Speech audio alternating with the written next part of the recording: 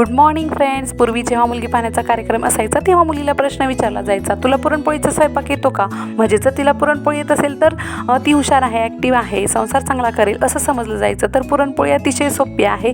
पुरणपोळीसाठी काही महत्त्वाच्या टिप्स मी आज तुमच्यासोबत शेअर करणार आहे. आपण पुरणाची डाळ जेव्हा शिजायला घालतो तेव्हा ती गरम पाण्यामध्ये शिजवायची आहे. त्याच्यामध्ये थोडंसं तेल ॲड करायचं आहे. डाळ चांगली शिजल्यानंतर आपण परतायला घेतो तेव्हा त्याच्यामध्ये जेवढी डाळ आहे तेवढंच आपल्याला गूळ ॲड करायचा आहे. पाण्याचा अंश अजिबात राहणार नाही इथपर्यंत आपल्याला पुरण परतून घ्यायचं आहे. चवीपुरतं मीठ ॲड करायचं आहे. त्यानंतरनं ते चांगलं वाटून घ्यायचं आहे. पोळी लाटताना त्याचा उंडा करून घेतो तेव्हा ते आपल्याला पुरण सगळ्या बाजूंना सारून उंडा व्यवस्थित करून घ्यायचा आहे. दोन्ही बाजूनी समान पोळी लाटायची म्हणजे पुरण शेवटपर्यंत जातं. तवा चांगला तापू द्यायचा म्हणजे बघा पोळी कशी टंब फुगते आणि मऊ लुसलुशीत पोळी होते, अगदी ओठांनी खावी अशी होते.